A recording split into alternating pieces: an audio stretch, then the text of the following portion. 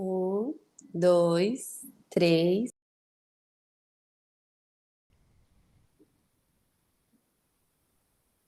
Boa noite, pessoal. Tudo bem? Vocês Boa. me ouvem? Tudo bem? Boa noite. Boa noite, Débora.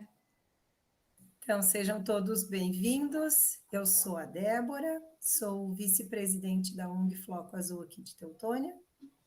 Sou professora do município também, professora de educação infantil.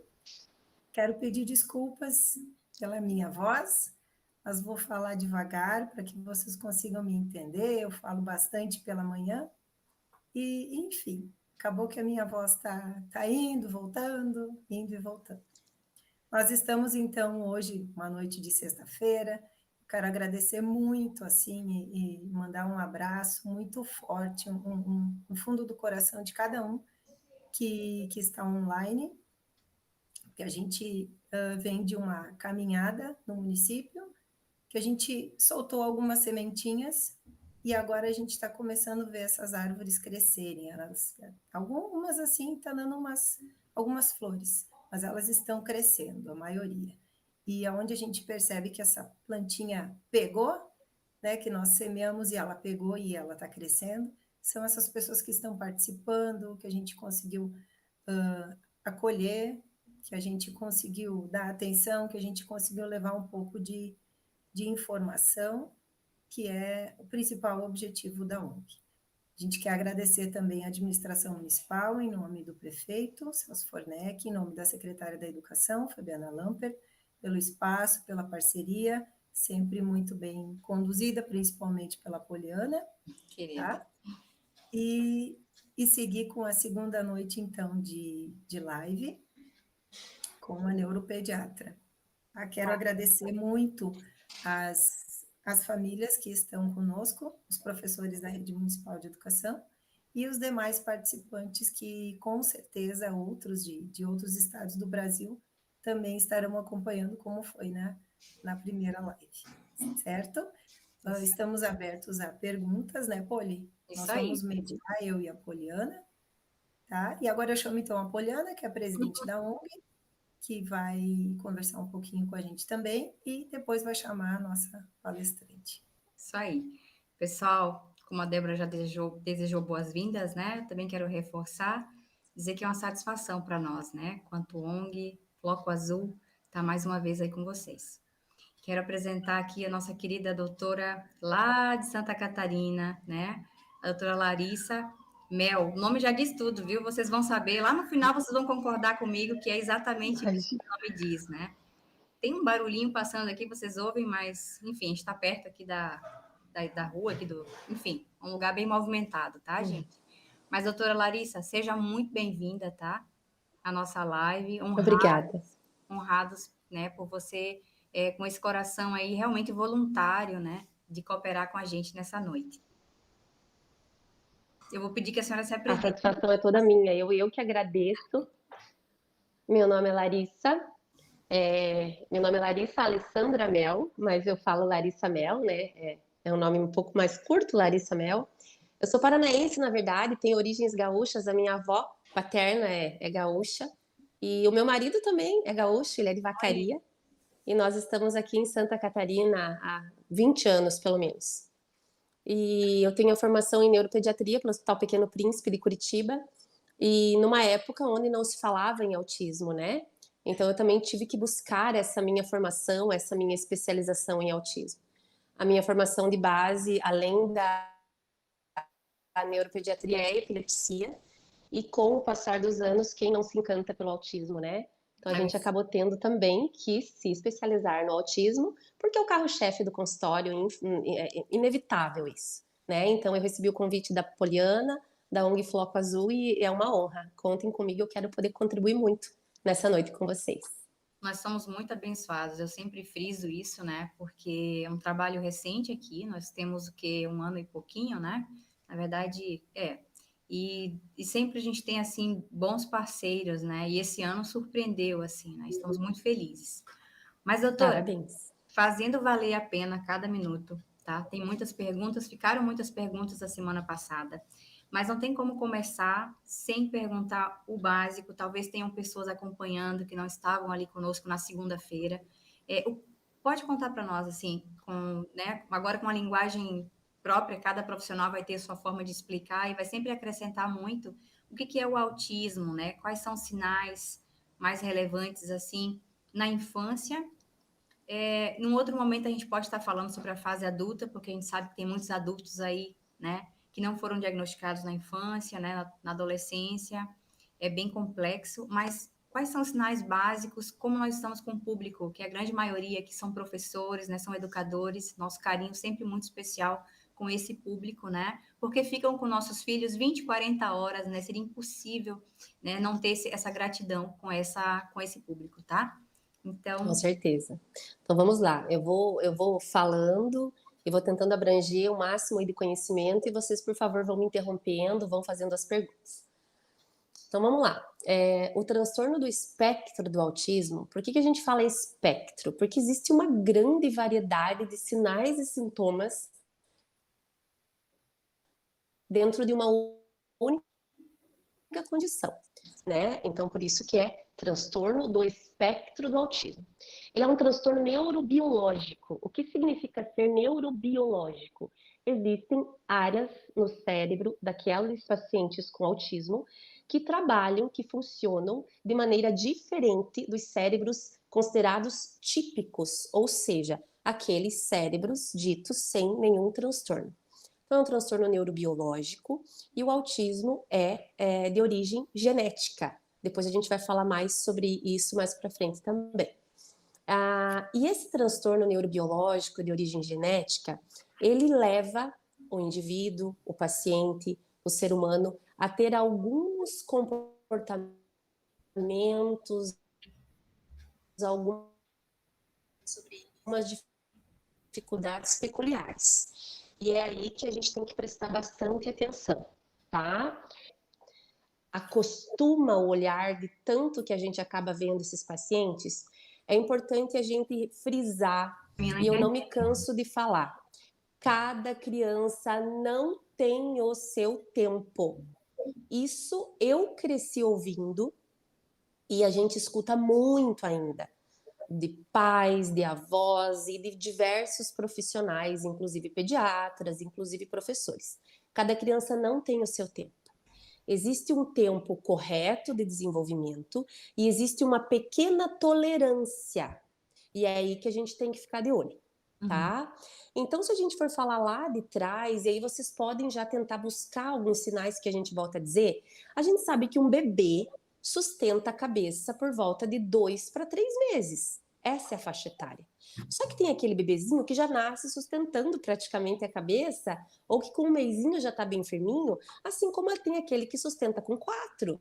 Tá tudo certo, né? Você vai acompanhando e vê se sustentou. Quando a criança vai sentar, ela senta por volta de 6 meses. Alguns bebês sentam com 5, alguns bebês sentam com 7, né? Tá. Aquela pequena tolerância.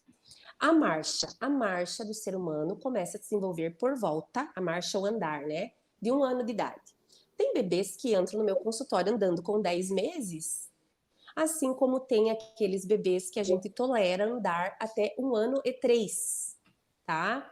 Se chega um bebezinho no meu consultório andando, ainda não está andando, por volta de 1 ano e 3, 1 ano e 4, a gente já começa a investigação, já encaminha para fisioterapia e até 1 ano e meio essa criança tem que estar andando, tá? E agora um ponto muito peculiar, porque muitos autistas não atrasam a parte motora. Claro que tem aqueles que têm um atraso global no desenvolvimento, mas um ponto muito peculiar é com relação à fala. E aí que a gente tem que tomar muito cuidado, ficar muito de olho também. Porque o ser humano, ele começa a balbuciar, emitir sonzinhos antes de 1 ano de vida, tá? Às vezes já sai da maternidade, né? Emitindo alguns sonzinhos. Mas por volta de 1 aninho, a criança começa a falar. A fala se desenvolve lentamente até 1 ano e meio. Com 1 ano e meio, um serzinho humano, uma criança, ele é capaz de falar de 10 até 30 palavras, tá? Então a gente tem que ficar muito atento. Ai, mas meu filho fala 8. Tá certo, é de 10 a 30. Ah, meu filho fala 50, tá certo. Então, assim, tem uma pequena tolerância. Até 1 ano e meio a fala vai muito devagar.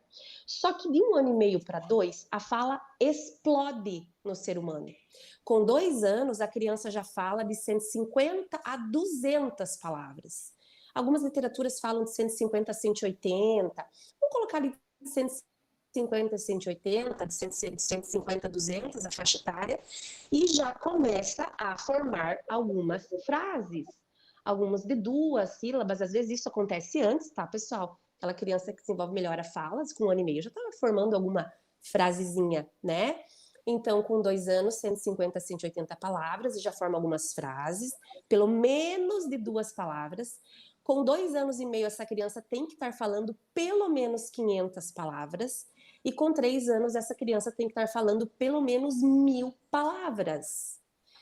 E formando frases maiores, de 3, 4 palavras. Então, por volta de 3 anos, a criança já tem que estar falando praticamente tudo, né? Agora, com 4 anos, a gente não tem mais nem o que falar da fala do ser humano.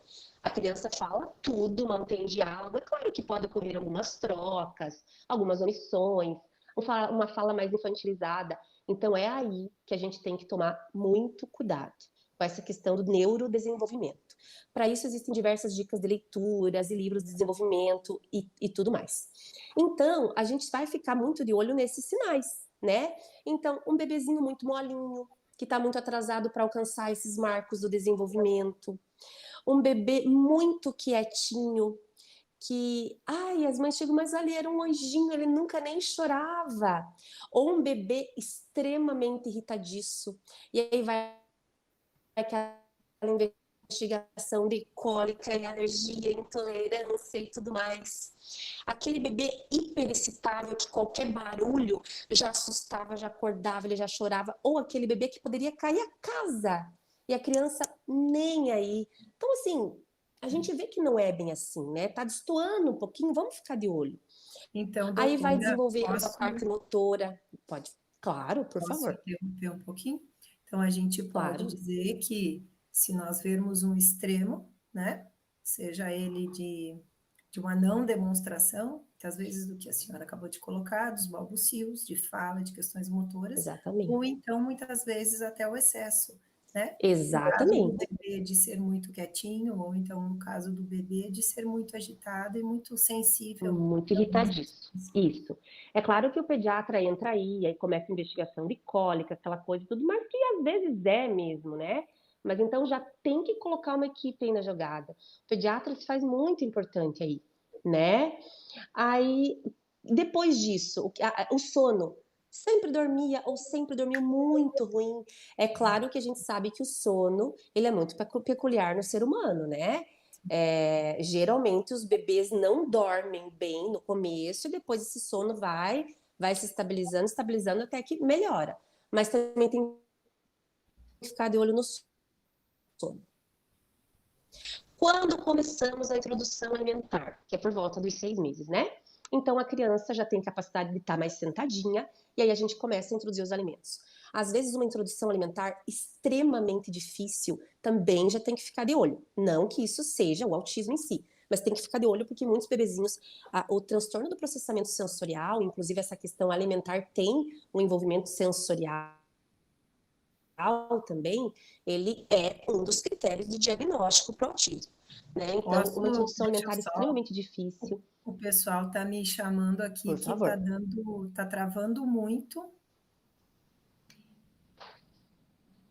De A repente a minha gente vai, internet, será? isso, a gente vai dar umas pausadas de vez em quando, talvez. Vamos comentar alguma coisa, porque ela, para mim, também está travando. Eu estou, assim, Eu te vou, ouvindo em partes. eu vou tentar sair, então, e vou colocar no 4G. Será que melhorou? Eu Tá acredito no que vai. 4G agora. Agora sim. Tinha um pouco de Eu delay, tirei do Wi-Fi. pequeno delay, né? Isso aí.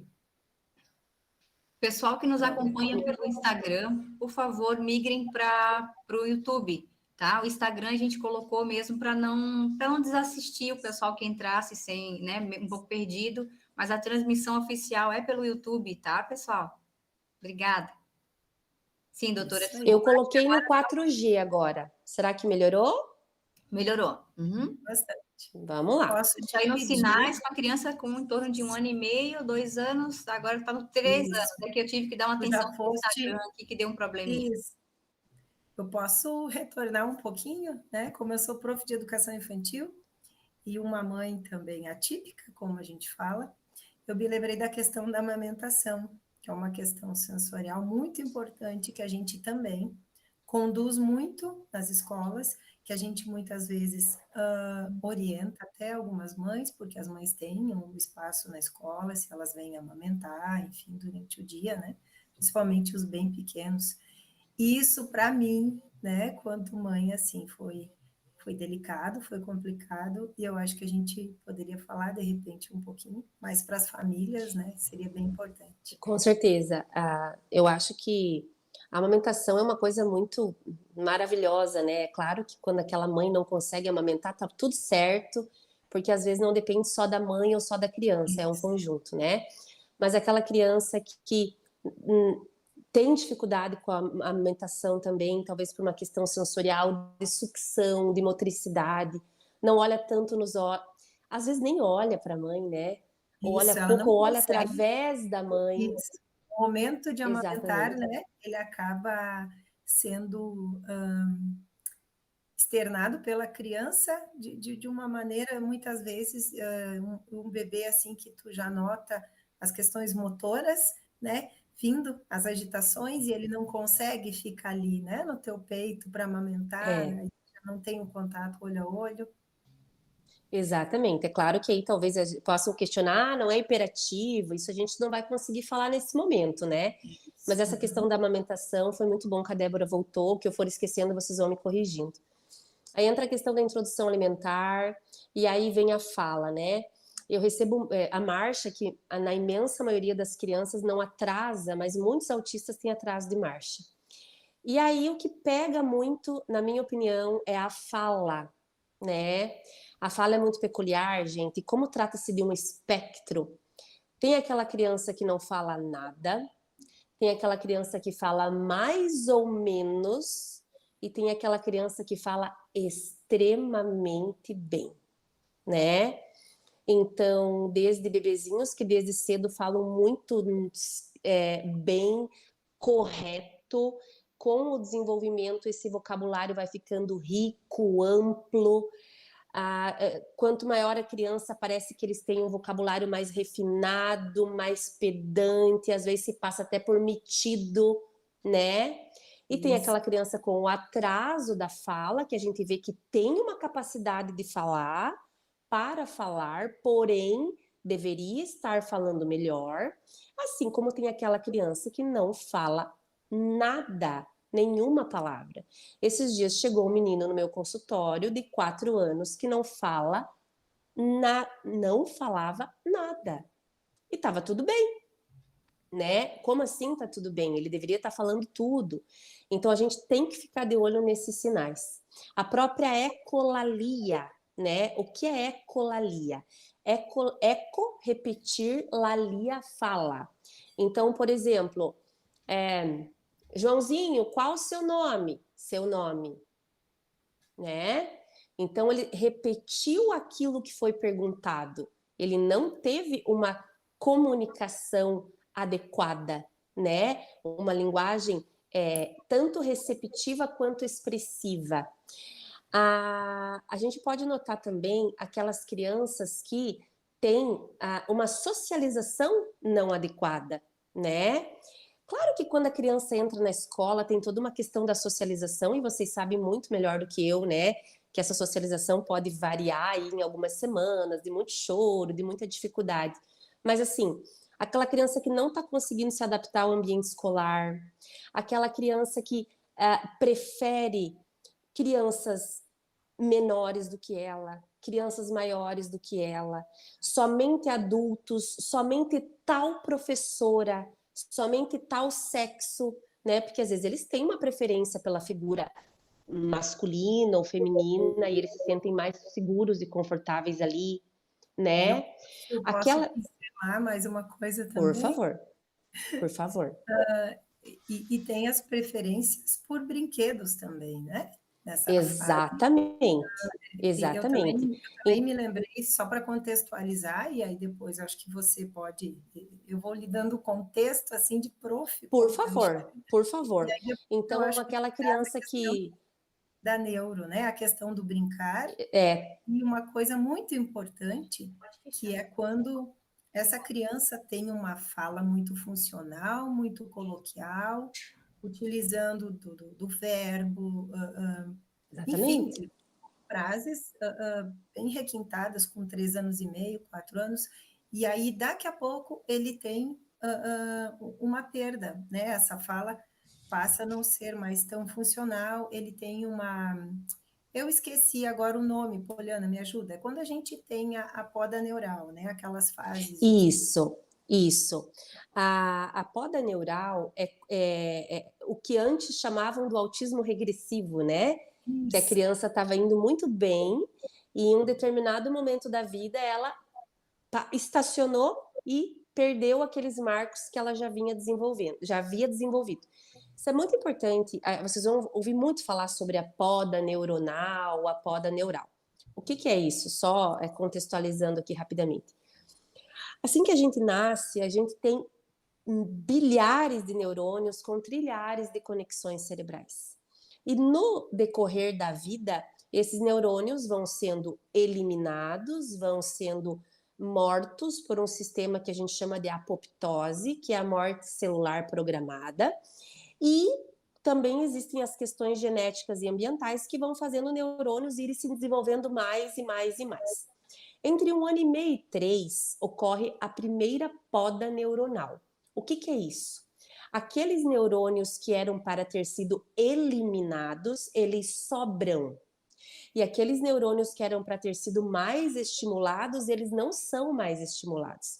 E aí, entre 1 ano e meio e 3, bum, começam a surgir os primeiros sinais do autismo, né? Assim como tem aqueles bebezinhos que a gente já vinha falando antes, que a gente vê que estão dentro do espectro desde que nasceram, né?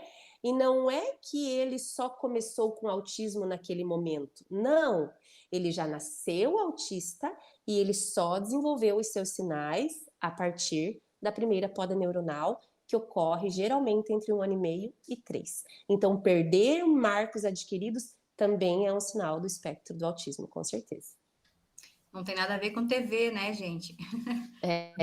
Não, né? Que a TV pode gerar sinais de autismo. É que agora com a pandemia, nossas crianças ficaram muito mais expostas à TV. Eu acho que com a pandemia e com o excesso de telas, só fez os pais, ou a escola, ou os familiares perceberem sintomas muito mais rapidamente, né? É claro que o excesso de eletrônico vai atrapalhar no desenvolvimento de qualquer criança, principalmente numa criança atípica. Mas não tem culpa, a TV não é a culpada, né? Com certeza. Doutora, muitas perguntas aqui falando então sobre a questão da alimentação, né? Trazendo essa disfunção, essa seletividade alimentar. Sim. Pode nos ajudar assim? Claro, com certeza. A alimentação não existe. Vamos lá. O que é o transtorno do processamento sensorial? O meu cérebro processa de maneira diferente de um cérebro típico questões vindas da visão, do olfato, do paladar, perdão, do tato e da audição, tá? Então, a gente percebe que tem crianças que são mais sensíveis à luz, são crianças que são mais sensíveis ao barulho, né? Tem crianças que são mais sensíveis ao barulho, tem criança que cheiro, tudo chama atenção, tudo cheira, tem criança que precisa ainda provar, já passou aquela fase oral que eles levam tudo à boca e eles continuam levando tudo à boca, e tem criança que tem problemas com texturas, né? Então, grama, areia, pedra brita, massa de modelar, etiqueta de roupa, slime, cortar cabelo, cortar o dente, escovar as unhas. Então, tudo isso são questões sensoriais. Falando particularmente da alimentação, a alimentação é muito sensorial, né? Por quê? Porque ela envolve o olhar, o enxergar o alimento, o sentir o cheiro do alimento, o comer o alimento, o deglutir o alimento, né? Então, existe uma disfunção sensorial no autista e muitas vezes não é só um problema sensorial, é um problema também de força, motricidade, dificuldade para mastigar, dificuldade para engolir, exatamente, a hipotonia. Então, a alimentação, e eu acho que não tem nada mais desesperador para uma mãe do que um filho não comer, né? A gente precisa que a criança coma. Então, o cérebro daquele paciente não está conseguindo processar corretamente essas informações.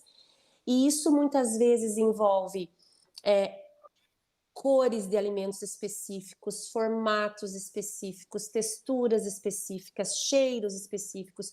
Então, é uma aula só sobre alimentação no autismo. Mas o importante é entender que aquela criança, por questão sensorial, motricidade, deglutição, muitas vezes respiração também, que daí a gente coloca vários profissionais juntos aí, estão impedindo que aquela criança consiga se alimentar. Então, é muito importante o profissional que trabalha com questões comportamentais, né, o psicólogo, o terapeuta comportamental, o fonoaudiologista pelas questões de deglutição, a respiração, muitas vezes otorrino, a terapeuta ocupacional, sem dúvida, particularmente com ênfase, tratando a integração sensorial, que a gente sabe que muitos TOs não têm formação em integração sensorial, e também a nutricionista especialista em seletividade, né? Então é um time aí tratando essa questão sensorial. E a gente precisa respeitar, porque a criança não consegue deglutir. Assim como também tem o autista que não é seletivo na alimentação, né? Que muitos devem conhecer. Meu filho come, ele não é seletivo. É por isso que é espectro, não se esqueçam. Não é porque eu não como, ou porque eu como que eu sou autista, mas é um espectro, né? E pode falar, Poliana. Da questão da hipotonia, né? Aquela criança que vai para a quadra, ela não consegue interagir, ela não consegue brincar, ela é muito desengonçada muitas vezes, né? Tem relação, né, com a hipotonia? A gente não falou da socialização também, me lembrem, vamos falar, mas quando a gente fala em hipotonia, a gente faz uma relação com perda de força. Na verdade, o autista tem força. Acontece que por diversas coisas que a gente já falou, particularmente de áreas cerebrais não trabalhando de maneira igual ao típico, questão sensorial, equilíbrio, coordenação, atenção, concentração, eles são vistos como hipotônicos. Eu gosto de usar o termo. A senhora tem a sensação que o seu aluno, que o seu filho é mais desengonçado, né? Que ele cai fácil, que ele é mais molinho, né? E elas falam, sim, eu noto, às vezes não consegue pular com os dois pezinhos, não consegue subir degraus intercalando os pés. Tem uma certa frouxidão ligamentar, não sei se vocês vão conseguir ver, mas muitos conseguem tocar com o polegar o antebraço, né? Esticam muito as articulações. Então, todos esses são sinais indiretos, num contexto geral, que essa criança pode ter alguma coisa, né?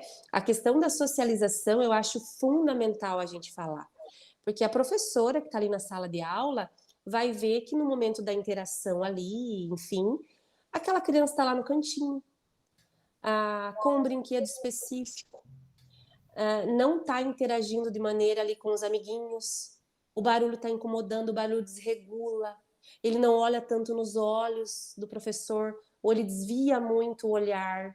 Existem estudos que comprovam que manter o contato visual para o autista é muito difícil.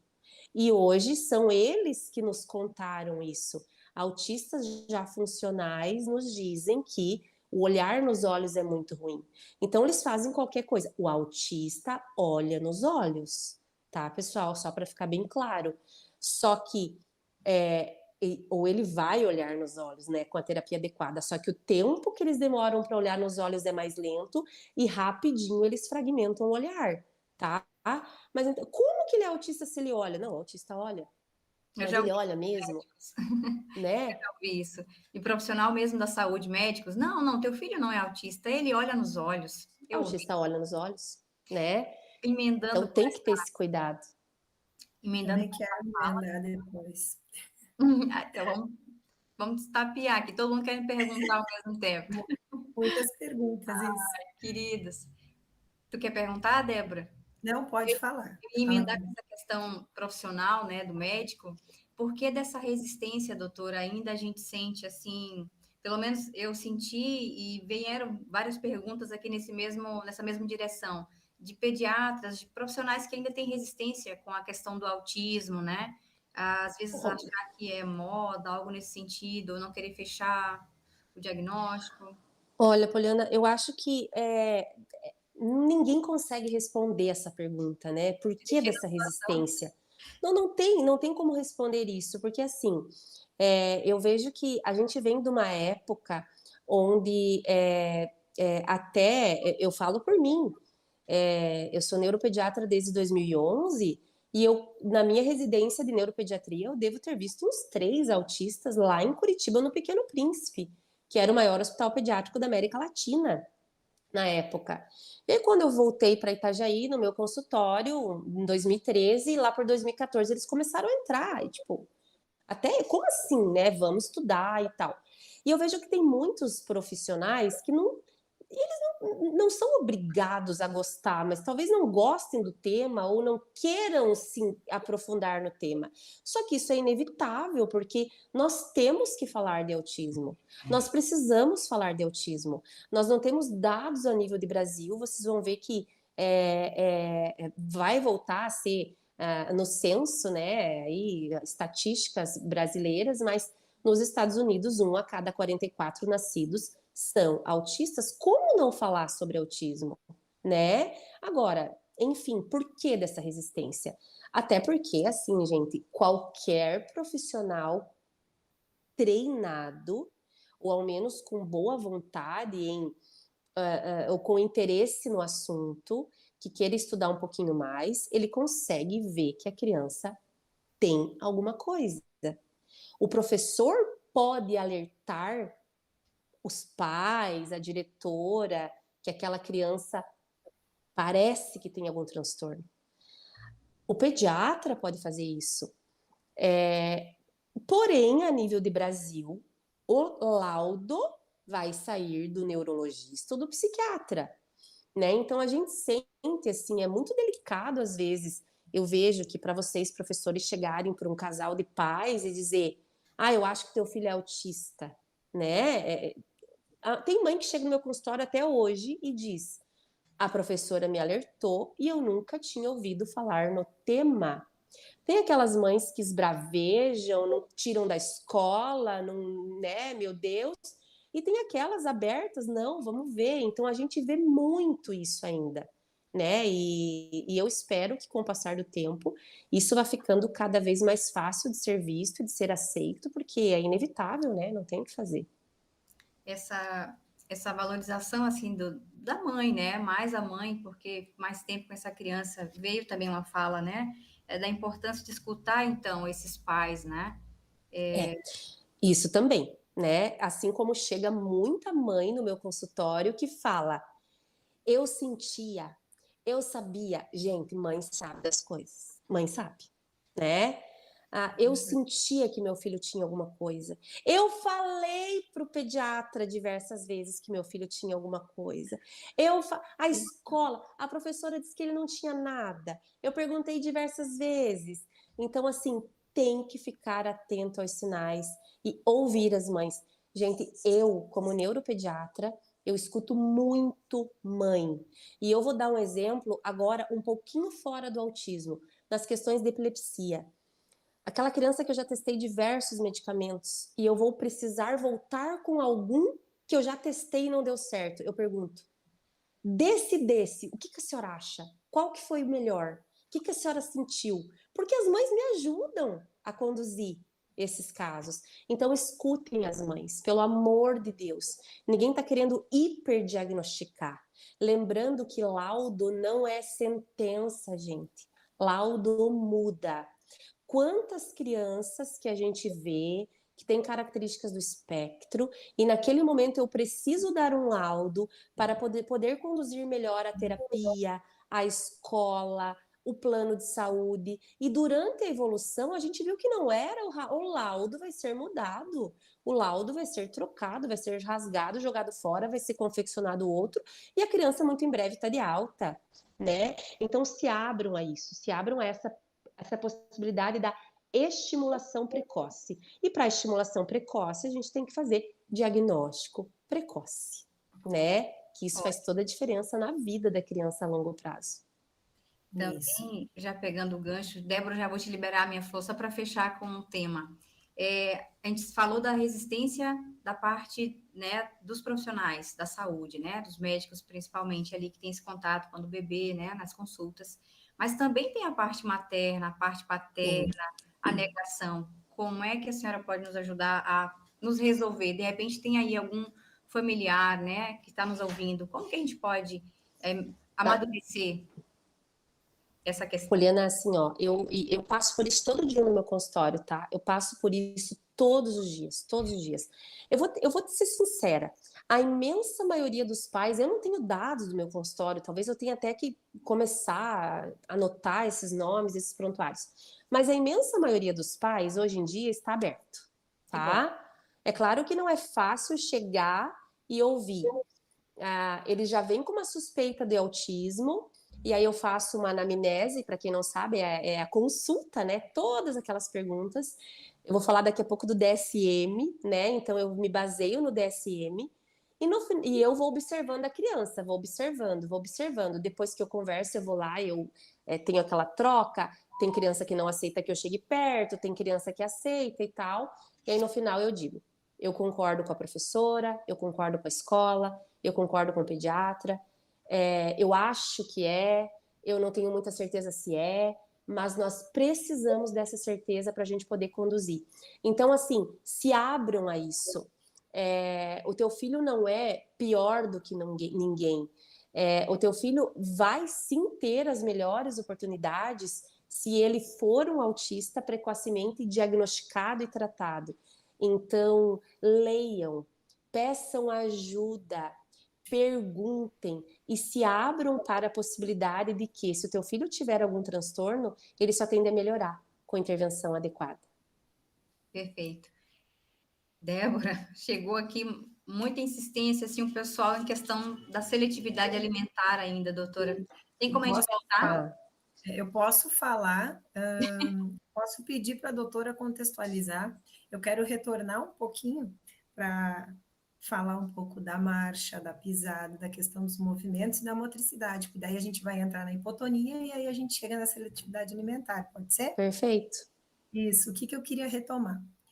A gente tem lá, pensando agora na educação infantil, eu tenho uma criança com uma pisada diferente, né? Já se consegue perceber, assim, digamos que 4, 5 anos de idade, a questão de se bater nas coisas, de daqui a pouco derruba, né? E esse processo, isso me chama muita atenção porque aconteceu muito aqui em casa também, eu acho muito importante observar isso na escola, porque depois isso tem todo um reflexo lá no ensino fundamental, porque tem a questão dos movimentos, né, de segurar o lápis, enfim, que influenciam na escrita, tem tudo isso.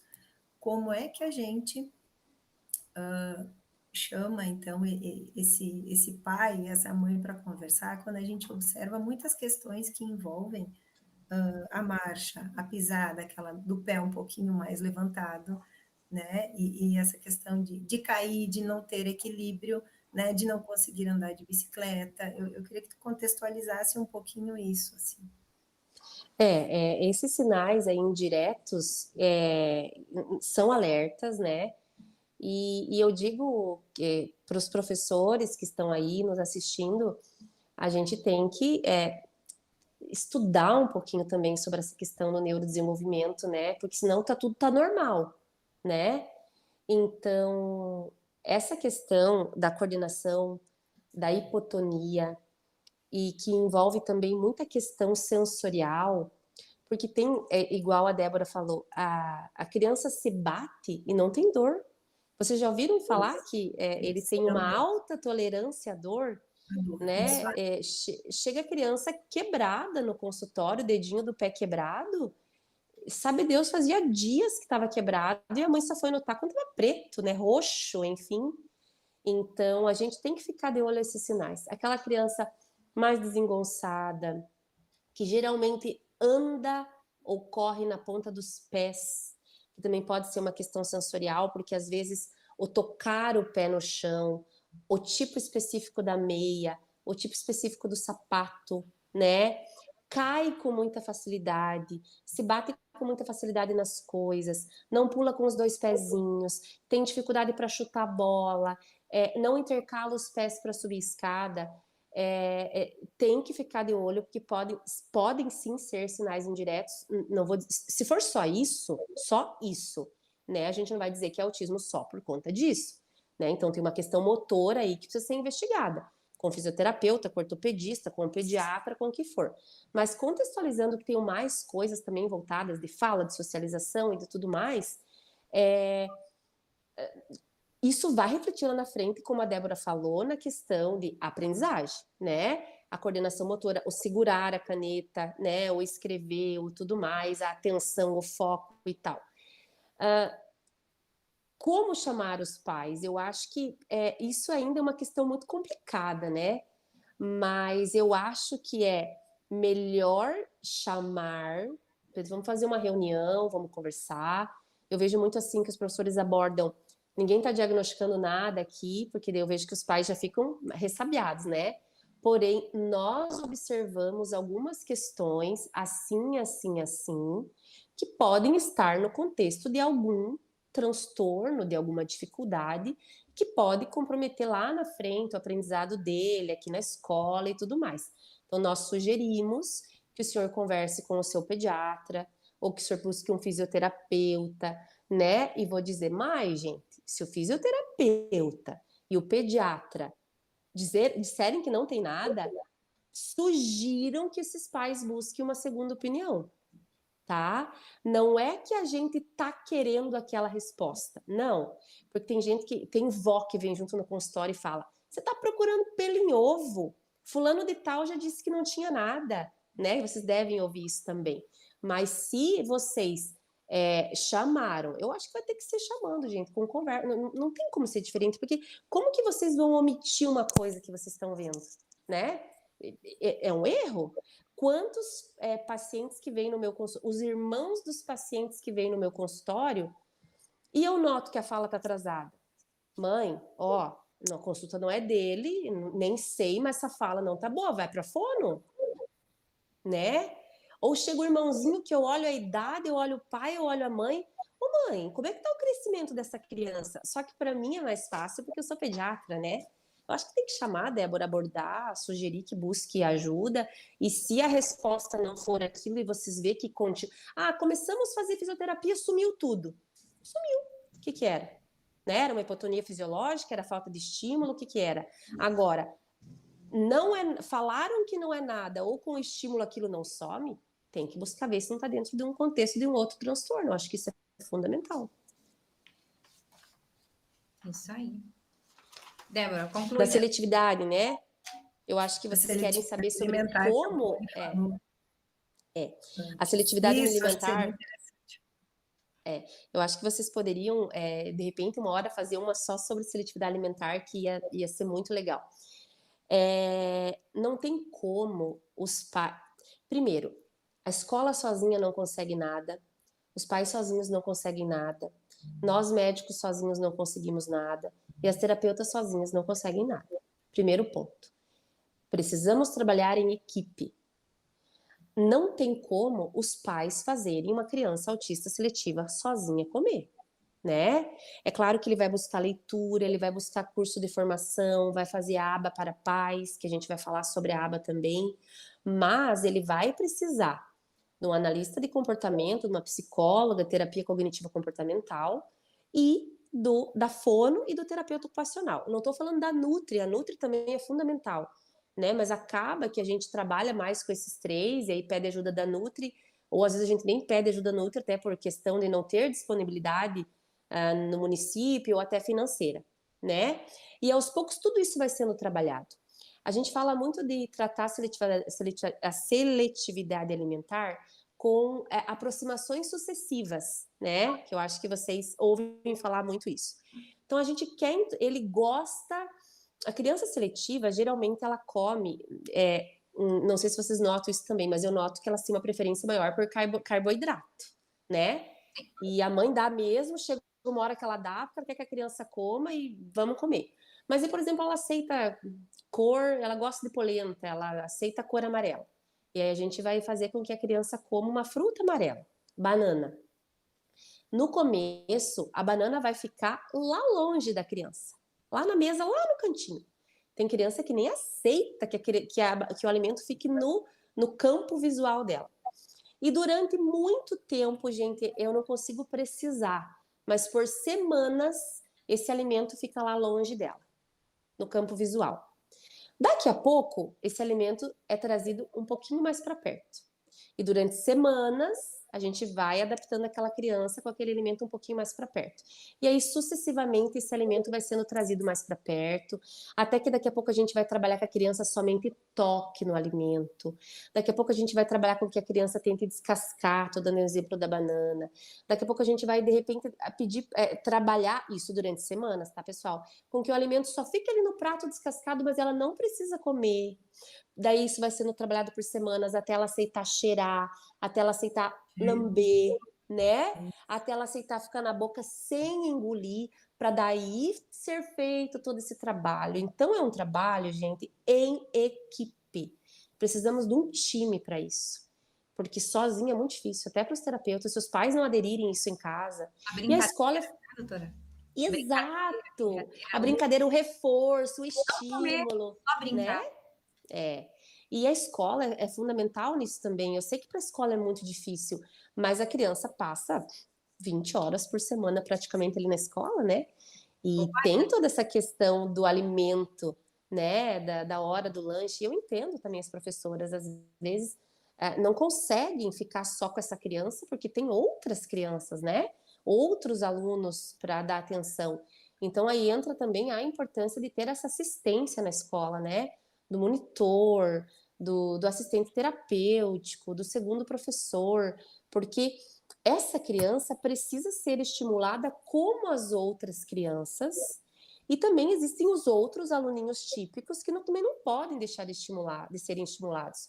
E a criança autista, ela precisa ser estimulada como as crianças típicas, porque senão ela vai ficando sempre em defasagem, né? Aí a terapia vai tentando recuperar aquela defasagem, e aí o outro vai indo, e a gente nunca consegue igualar.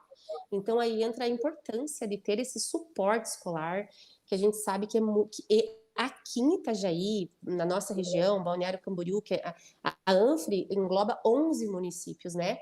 Onde Itajaí é a referência, enfim. A gente se apura muito, tem muita dificuldade em conseguir um monitor, em conseguir o segundo professor. Mas, além da gente falar na delicadeza do tema, que é lei, né? Eles têm direito previsto por lei. Desde 2012, eles entram aí nos alunos que têm direito à educação especial. Isso faz muita diferença na vida da criança. Porque imagina aquela criança que a professora está ali contando a história no livrinho e o autista está lá no cantinho, com outro brinquedo na mão, não dando atenção. Ele não está sendo desenvolvido como aquela criança que está sendo estimulada pela professora.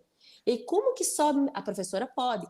Pega no colo, traz e tal, mas muitas vezes o assistente terapêutico, o monitor, o segundo professor, ela vai contextualizando o que aquela professora está explicando para os aluninhos típicos. Um livro, por exemplo, está falando lá de um personagem. A segunda professora pode ir mostrando através de figura, de material concreto, do bichinho de pelúcia. E assim a gente vai contextualizando, porque a gente sabe que a professora, coitada, com todo respeito, sozinha, muitas vezes ela não dá conta mesmo, gente. Não tem como. A gente sabe que é difícil. E é assim em todo lugar. Esse assunto é interessante, né? Essa questão desse segundo, né? Desse monitor, né? Porque a criança é difícil. ele precisa participar, ter as mesmas oportunidades, né, das crianças típicas, Exatamente. mas tem a questão da intensidade, né? Além de necessitar, né, e direito de participar das mesmas atividades, ele tem uma intensidade, ele precisa de uma repetição, é isso, doutora? Muito mais intensa, né? Ele aprende por Porque repetição do que por o cópia. nosso cérebro, o cérebro humano aprende por cópia, né? A gente aprende copiando comportamento, né? E aí vai depender muito do nível que está aquela criança, do espectro e tal. Às vezes ela precisa de muito mais repetição para aprender, né? Então aí entra as terapias, casa e escola, porque às vezes ainda tem que continuar estimulando isso em casa. Vai depender muito da parte intelectual da criança, né? Porque se você tem um autista com deficiência intelectual, se torna tudo muito mais difícil. Então é um assunto bem complicado mesmo. Mas a gente se coloca no lugar de todo mundo, sempre priorizando o bem-estar da criança autista e dos outros alunos e de todo mundo, para ficar confortável para todos, não só para um ou só para outro, mas sempre visando o bem-estar deles, para que eles consigam ter as mesmas oportunidades sempre. Débora, tu tem perguntas aí chegando para ti? Eu tenho bastante, mas vou deixar contigo agora.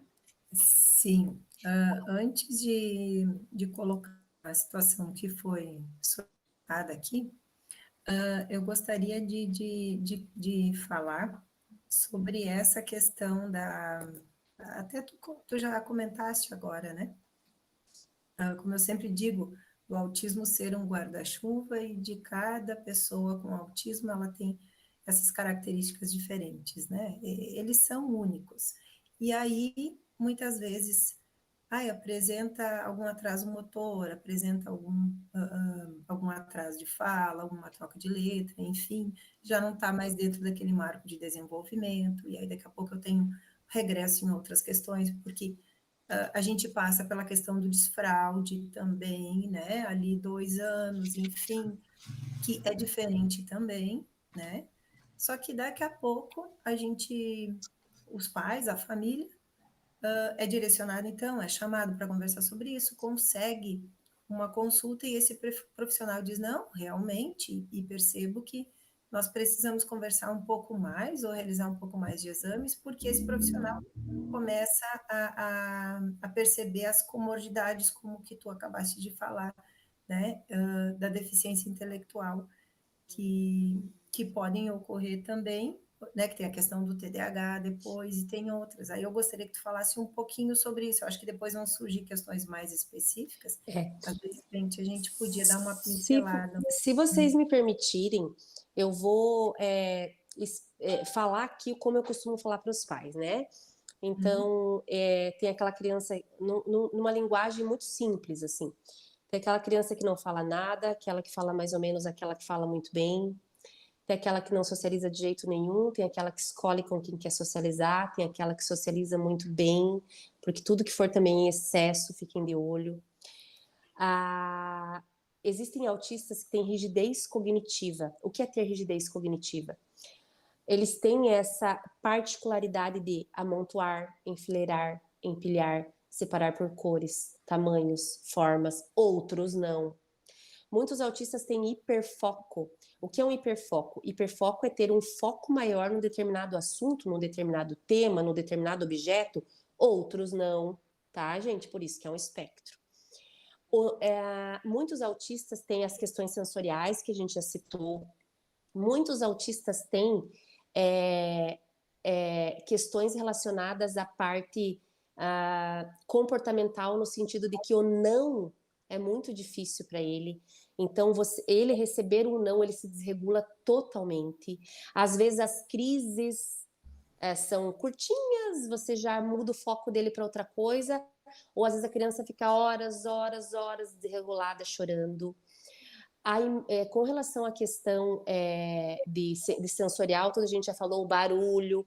Alguns autistas têm movimentos repetitivos estereotipados, que a gente fala. Então, alguns fazem o flapping de mãos, outros se balançam, outros ficam girando ao redor do próprio eixo, outros olham os objetos por algum ângulo peculiar, a própria mão. ficam girando a rodinha do carrinho, mas não são todos, tá, pessoal? Por isso que é espectro. Muitos autistas, a imensa maioria vai bem na escola, né? Quando ela já está lá estimulada e com todo o suporte. Uma pequena porcentagem vai muito bem na escola, tem altas habilidades, assim como tem aqueles autistas que têm deficiência intelectual. Muitos têm distúrbio de sono, alguns são desatentos e hiperativos. Conforme a criança vai crescendo, alguns podem ser ansiosos, depressivos, ser opositores desafiadores, que é o TOD, ter quadros de tique, e mais grave, aqueles não diagnosticados lá em idade adulto jovem ou até adulto, abrirem quadros de esquizofrenia, tá?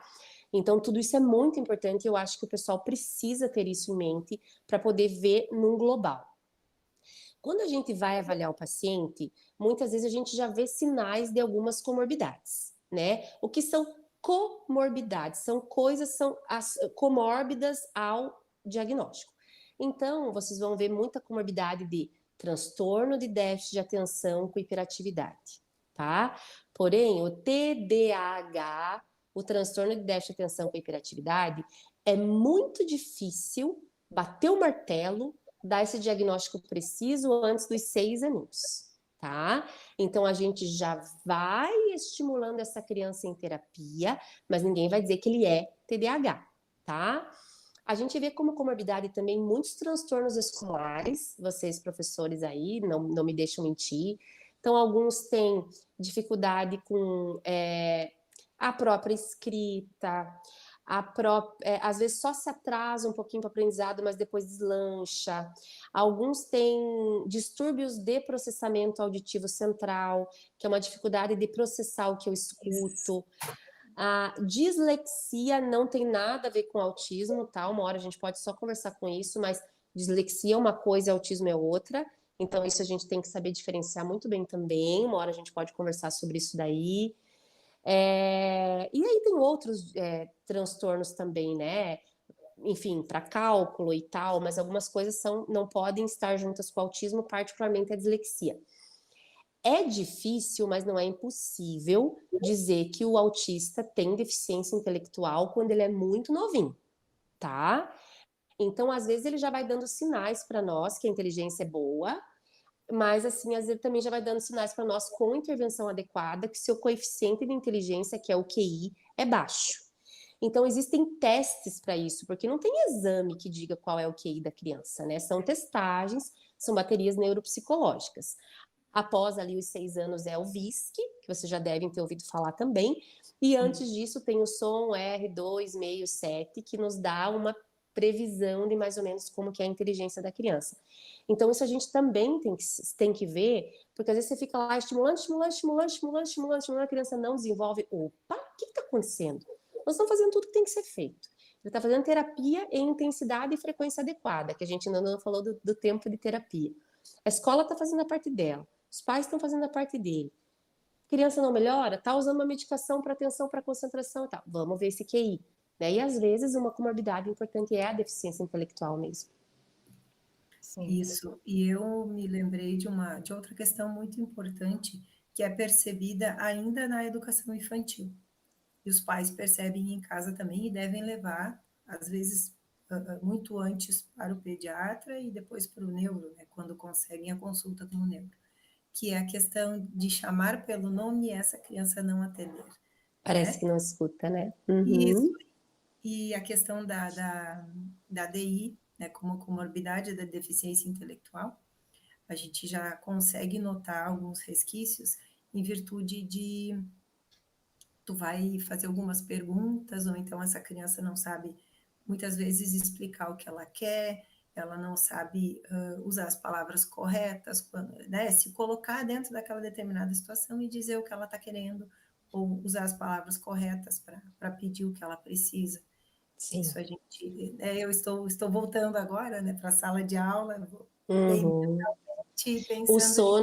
O sono também, tá? Muitos autistas, a ciência já provou que eles têm deficiência de melatonina, muitos deles. Então, a manutenção do sono também é muito ruim. E eu vejo que o sono, criança que não dorme, nossa, isso desregula muito a família, né? E a criança pode estar muito mais agitada no outro dia na escola porque não dormiu bem.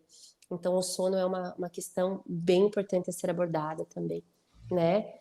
E como nós, Sim, por favor, pode falar, querida. como nós falamos antes, Poliana, tu quer colocar alguma coisa antes de entrar na medicação? Não, eu vou ficar com a medicação, daí tu conclui. Tá. Não, eu já quero entrar agora, fazer uma pergunta Então para é isso, é a medicação, porque a gente tem uns minutinhos aí, uns 25 minutos para medicamento. isso. Então, o uso dessa medicação, a criança foi encaminhada, o neuro, enfim, receitou uma determinada medicação, e eu gostaria que tu colocasse essa medicação os primeiros dias, né, os primeiros 10, 15 dias, essa adaptação, que a gente sente muito em sala, muitas vezes uma mudança muito abrupta, né, o aluno, assim, realmente, tu diz, muitas vezes, muitos movimentos, bem diferente do que a criança era, e muitas vezes uma criança apática, né, eu queria que tu falasse um pouquinho sobre essa introdução da medicação. O tema medicação é sempre muito, também é uma coisa difícil no consultório para nós, né? Não pensem que é fácil, porque não é, não. Que a gente é mãe também e talvez a gente tenha mais facilidade em falar sobre medicação, mas a gente sabe que não é fácil, né? Então, assim, é preciso ficar bem claro que a terapia do autista, ela não é puramente medicamentosa. Tá? A gente vai conseguir com que o autista melhore em equipe, como a gente já conversou, basicamente dentro da ciência ABA, tá? Que é a sigla em inglês para Análise do Comportamento Aplicada. Desde a década de 80, 1980, um psicólogo chamado Dr. Ivar Lovaas, ele começou estudos dentro da análise do comportamento, tá? E hoje é consenso mundial que o que trata autismo é ABA, tá? Você pode usar outro tipo de terapia que você quiser, mas você não vai ter os mesmos resultados, porque os estudos de meta-análise, que são os estudos de maior evidência científica que existem, dizem que ABA trata autismo. Uma coisa é a minha opinião, outra coisa é a opinião da ciência. Então, contra a ciência, não há argumentos, né? Então, a gente precisa de terapias dentro da análise do comportamento aplicada, seja pelo psicólogo, pelo fono, pelo terapeuta ocupacional, a questão da integração sensorial, pelo psicomotricista, nutri, pedagogo, físio, enfim. Quando eu estou fazendo tudo que tem que ser feito e eu vejo que tem demandas da criança que estão atrapalhando com que ela se desenvolva de uma maneira adequada junto com a terapia, a gente pode abrir mão de medicação, introduzir a medicação, tá? É preciso deixar muito claro que não existe uma medicação para autismo. Não existe nenhum remédio específico para autismo. Existem medicamentos de classes variadas, poucos, também não tem muitos não, que tratam os comportamentos inadequados do autismo.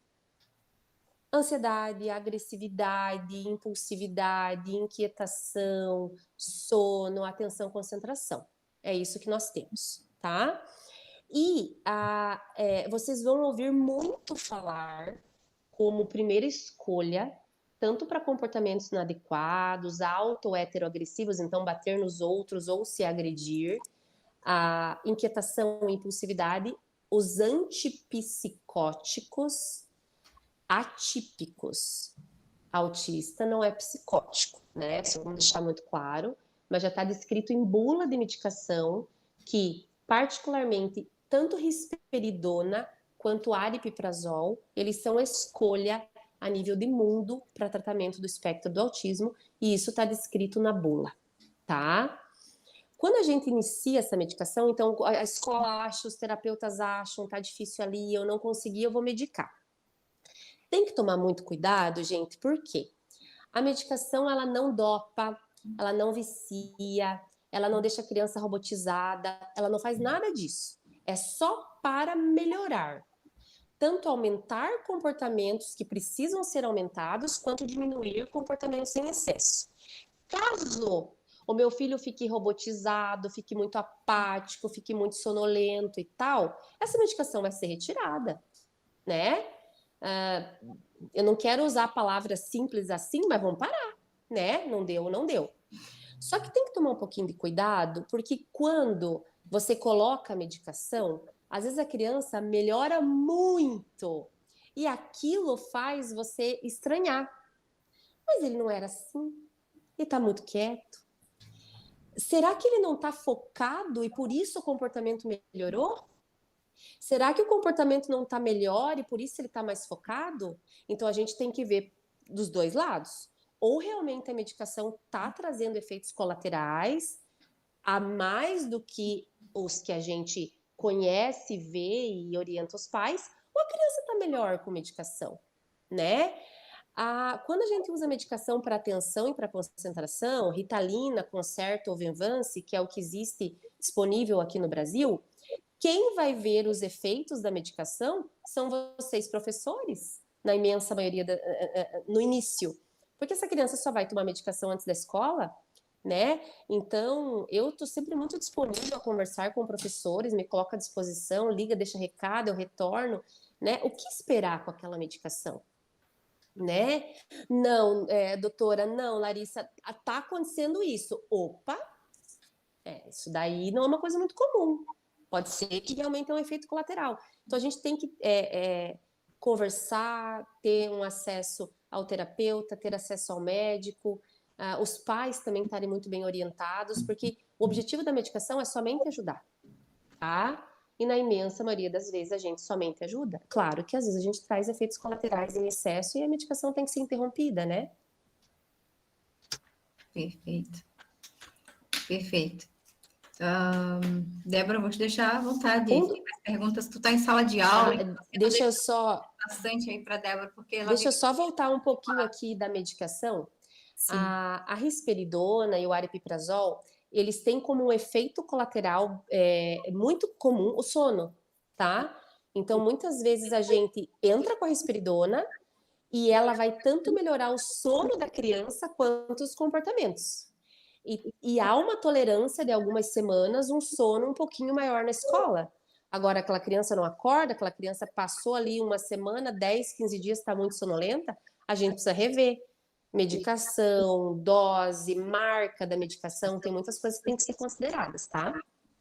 Então, doutora, e quanto a risperidona e a outra medicação que você acabou de falar? Aripiprazol. Aripiprazol, isso.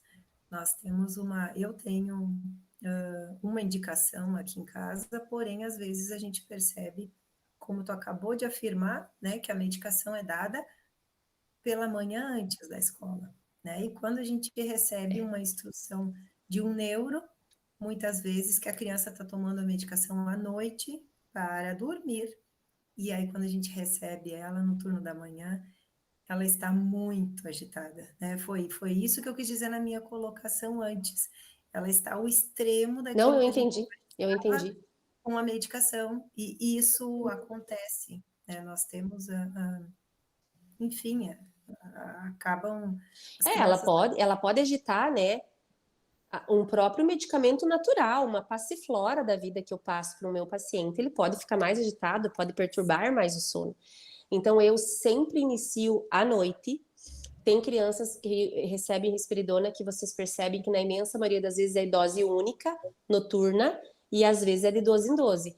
Mas se eu vejo que aquela criança se adaptou, não teve grandes efeitos colaterais ou nenhum, porque tem criança que não tem nenhum efeito colateral, e ela precisa de um suporte maior durante o período escolar, daqui a pouco eu divido essa dose para 2 vezes ao dia. Porém, Isso. às vezes, não tem como ela usar de dia, porque ela fica extremamente agitada. A gente volta para de noite e a gente vai tentando ajustar da melhor maneira possível isso daí.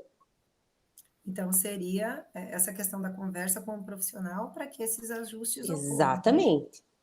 Agora, o profissional tem que estar aberto a isso também, né? Porque essa coisa de eu que sei, é assim, pronto, acabou, não é assim que funciona e não tem como, né? Então, é por isso que eu digo, nós temos que ser muito, muito acessíveis. Eu sinto, às vezes, dificuldade de conversar com as escolas. Às vezes eu pego o telefone e ligo, eu não consigo. Eu não consigo falar com monitora de criança, eu não consigo falar com professora, eu não consigo falar com diretora. É uma luta, tá? Então, às vezes, quando a criança é de tal escola e eu vejo que eu preciso conversar, eu já sei que vai ser uma dificuldade. Então, dos dois lados, eu acho que tem que ter essa reciprocidade. Senão, a gente não consegue ajudar a criança, né? Doutora, a gente sabe que em imensa maioria, assim, não digo maioria, não, eu já vi estudos que falam em torno de 45% das crianças teria um vínculo aí com epilepsia, né? Eu não sei se esse número fecha, tem muita propriedade para falar para nós, né? Dessa incidência A da epilepsia e o autismo. Na verdade, tem alguns estudos que falam, né? 40, 45, enfim. Mas a gente sabe que a epilepsia é uma comorbidade do autismo, né? Então, de 10 autistas, 3 têm epilepsia. Ou a cada 100, 30 têm epilepsia. Bastante. E aí tem que ficar de olho nessa questão, né? É um número alto. Chega muita criança no meu consultório inicialmente porque está convulsionando e no decorrer a gente vê que ela é uma criança autista. Mas atenção, nem todo autista é epilético e nem todo epilético é autista. Não. O que eu quis dizer é que muitas vezes eu vejo que primeiro chegou até mim por epilepsia ou por atraso e na evolução a gente vê que é autista. Existem as crises de ausências, né? Assim, e que muitas vezes ela também é um tipo de epilepsia, é verdade? Sim. Quando a gente fala de semiologia de crise, parem e pensem isso que eu estou falando, como é muito comum isso. Ou as pessoas falam espasmo, ou as pessoas falam ausência. O que tem que ficar muito claro é que tanto o espasmo epilético é uma manifestação comum em um tipo de epilepsia que a gente chama de síndrome de West, que é uma epilepsia grave, quanto a ausência é um tipo de epilepsia, que é a epilepsia ausência da infância, né? E geralmente a criança, e isso é uma coisa que vocês, professores, têm que ficar de olho, porque a epilepsia ausência da infância é um tipo de epilepsia que ocorre na faixa de pré-escolares, tá? Então elas estão lá com vocês na sala de aula e aí elas geralmente saem do ar, elas ficam ausentes, tem que tomar o cuidado para não ver se não é aquela questão da desatenção, que tá dando tá viajando, que a gente costuma usar esse termo pejorativo. Então a criança fica ausente, às vezes o olhar fica vago, fica distante, você fala com a criança, ela não responde, você toca na criança, ela não responde, porque não é o toque que vai fazer a atividade elétrica cerebral anormal parar, né? Às vezes ela pode fazer alguns movimentos mastigatórios, às vezes ela pode piscar, e daqui a pouco ela volta como se nada tivesse acontecido e ela continua fazendo o que ela estava fazendo. Tem que ficar de olho que isso pode ser epilepsia ausência como uma comorbidade do espectro do autismo. E os espasmos? Por exemplo, a criança que está dormindo, né? Aparentemente está dormindo e tem leves espasmos, assim. Também me chegaram falas nesse sentido. Isso é comum, tá? Isso chama-se mioclonia benigna do sono. Todos temos, tá? Então, por favor, a gente não quer que o excesso, a gente não quer que o conhecimento também deixe a gente maluco, né? Bebezinho que tem aqueles choquezinhos dormindo, gente, isso é muito comum.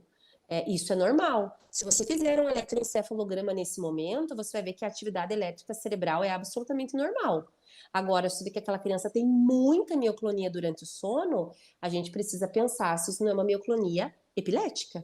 Até né? que idade seria aceitável, assim, faz parte, assim, do desenvolvimento infantil? As mioclonias? Não. Espasmo é um termo que eu nem uso muito assim, porque quando a gente fala em espasmo, é um espasmo epilético de epilepsia grave.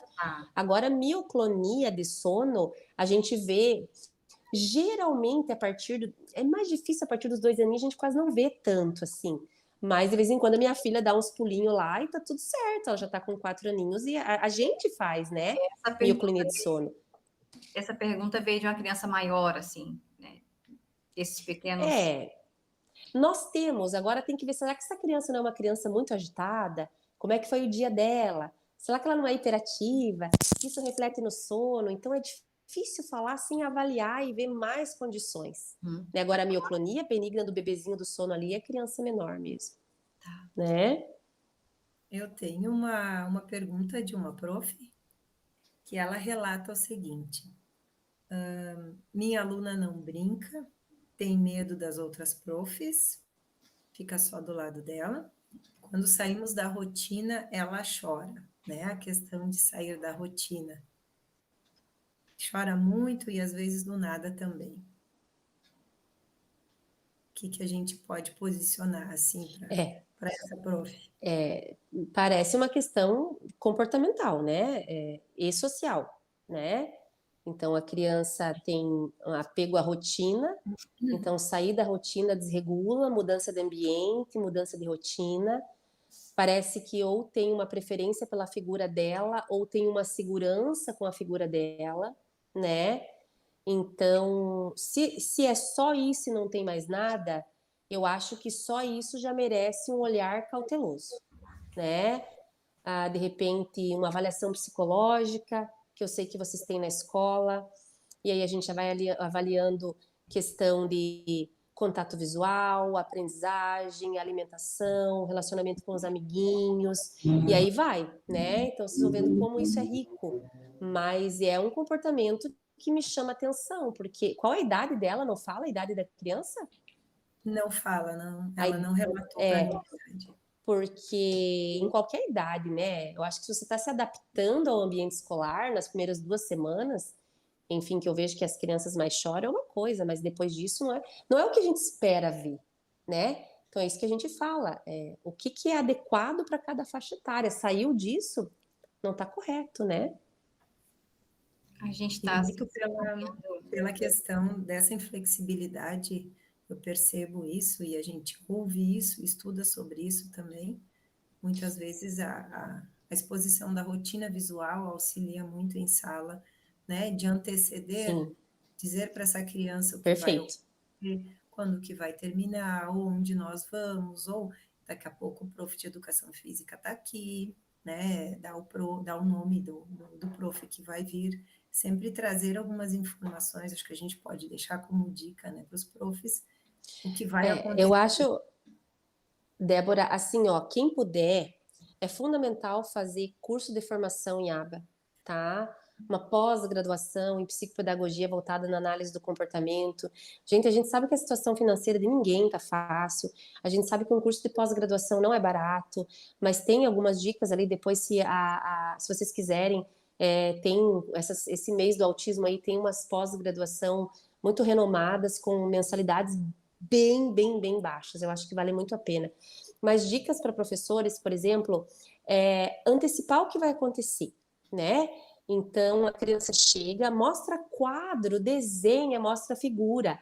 Então, de tal a tal hora, a gente vai fazer a tarefinha. Coloca um livro lá, desenha, cola a figurinha. Daí, passou aquele momento, apaga. Aí já deixa tudo preparado. O estudar, o lanche, o brincar e o ir para casa, por exemplo, né?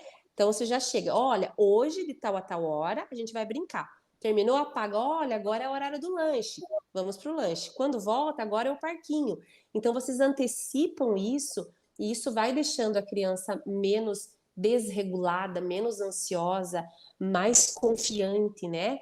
Então isso eu acho que é também uma dica muito legal que vocês podem fazer com os seus alunos, que eu acho que pode ter resultados bem positivos aí. Observe o seu aluno, veja qual que é a dificuldade dele, veja qual que é a facilidade dele, veja o que faz ele se afastar de você, o que faz ele se aproximar de você. Então, eu acho que você percebe, né? O que ele gosta, qual que é o brinquedo que ele gosta. Então, ele tem um hiperfoco com a letra, né? Então, na hora que você for brincar, você vê que você pode usar aquilo para trazer ele para você, mas você não pode fazer com que aquele hiperfoco não deixe ele se abrir para outras coisas. Porém, precisa de mais pessoas trabalhando junto. Então, ele prefere uma bola amarela. Na hora do lanche, a gente tentar deixar aquela coisa ali perto dele, que ele vai se sentir mais confortável, né, que vai evitar que ele se desregule. Eu sei que às vezes, muitas escolas ou muitas pessoas, que é difícil mesmo. A criança ela está em crise, vamos somente tirar da sala, né? Eu sei que às vezes o recurso de tirar da sala é um recurso que a gente precisa usar, mas o somente tirar da sala vai fazer com que ele pense assim: então eu vou fazer isso porque daí vão me tirar da sala. E vocês não estão reforçando isso de uma maneira adequada, né? Então, saber também, uma hora a gente pode falar só sobre isso, como abordar comportamentos inadequados, comportamentos de birra. Gente, é muito importante a noção, primeiro a boa vontade, né? Eu tenho vontade de aprender. Vamos ler sobre autismo, vamos ler sobre análise do comportamento. Depois tentar fazer cursos gratuitos, tem vários aí pela internet, tem vários canais, tem vários vídeos.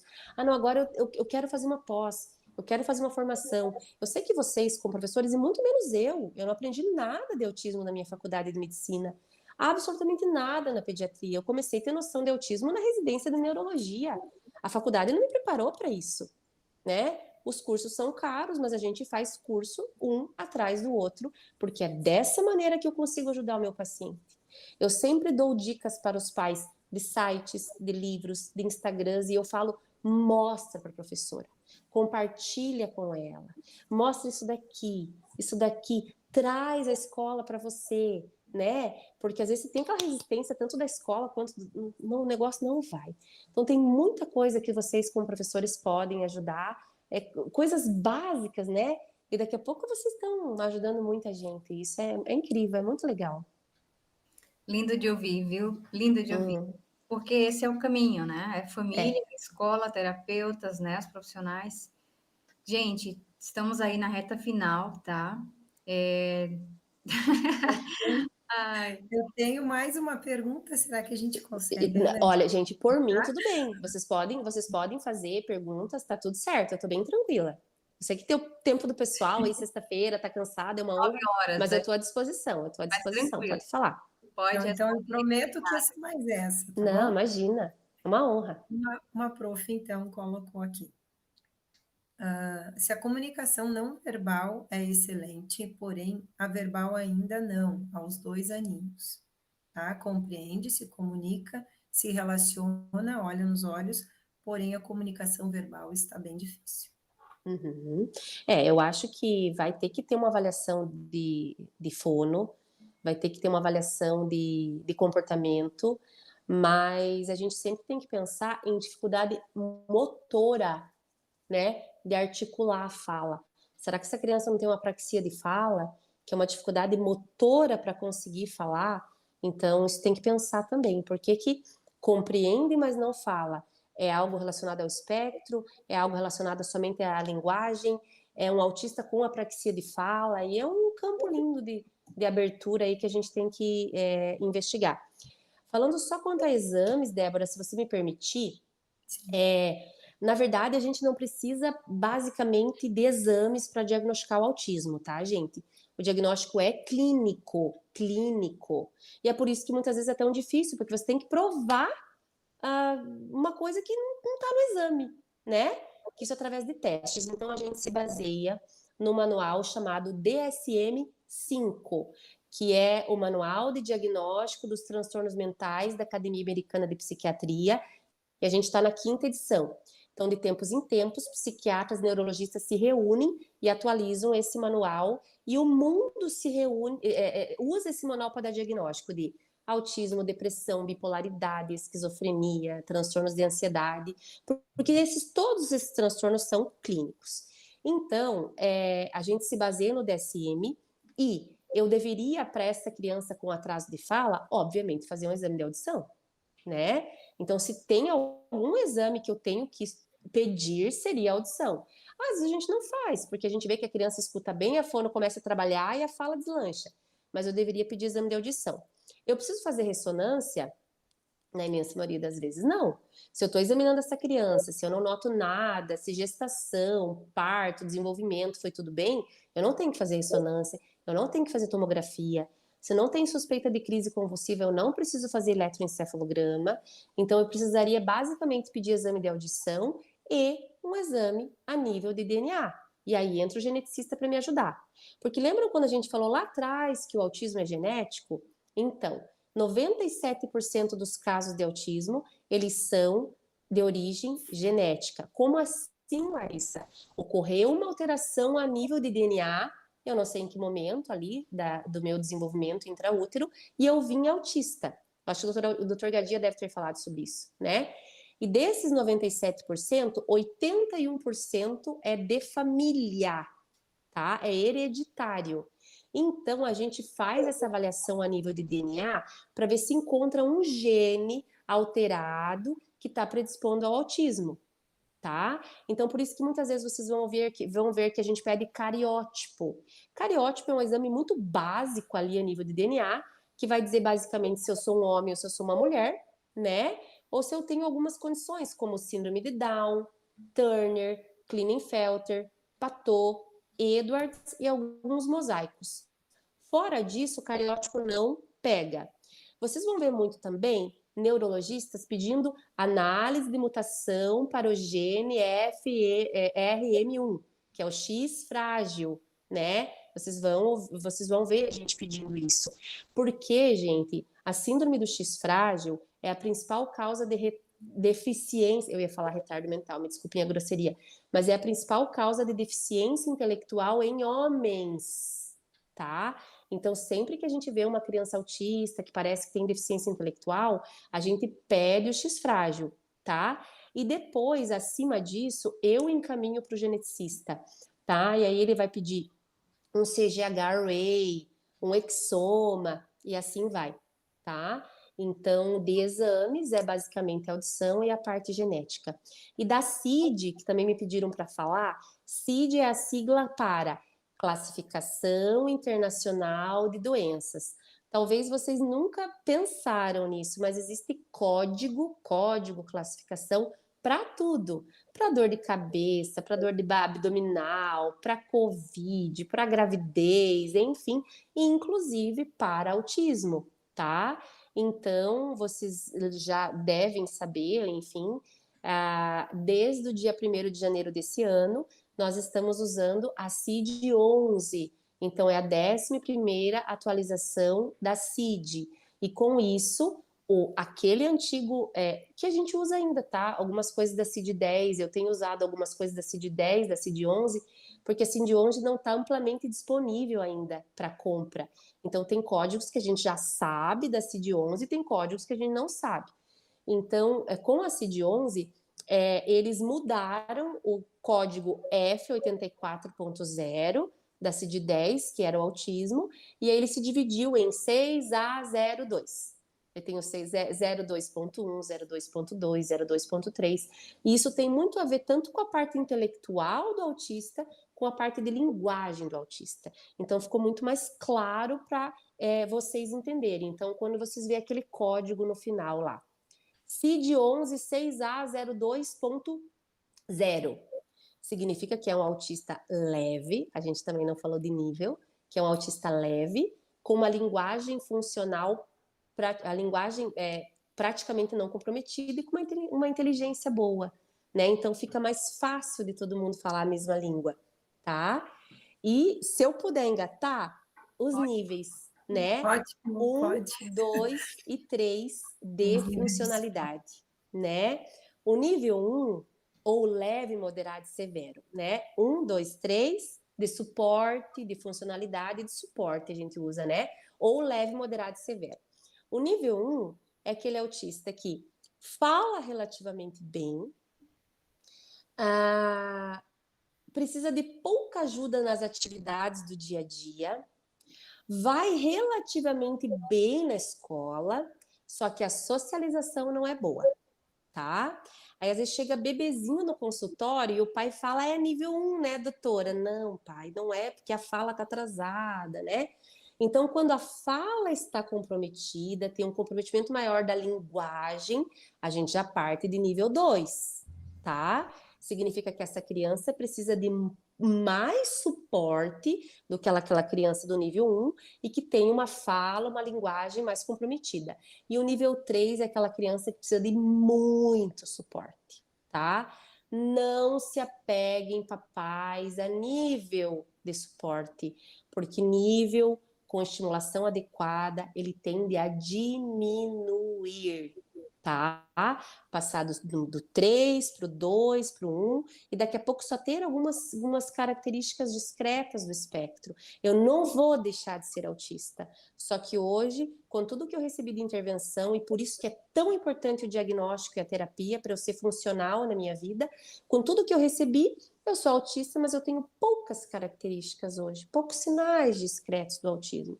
Assim como também tem aquele autista nível 3, que a gente faz de tudo e ele continua nível 3. Isso tem muito a ver também com a sua alteração a nível de DNA, tá? Porque às vezes tem autistas mais severos que, por sua alteração genética específica, a despeito do que eu faço, ele vai continuar sendo severo. Perfeito, perfeito.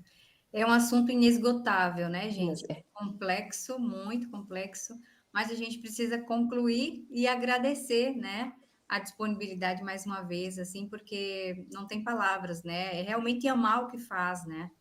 E se doar. É isso que você está fazendo aqui com a gente nessa noite, tá?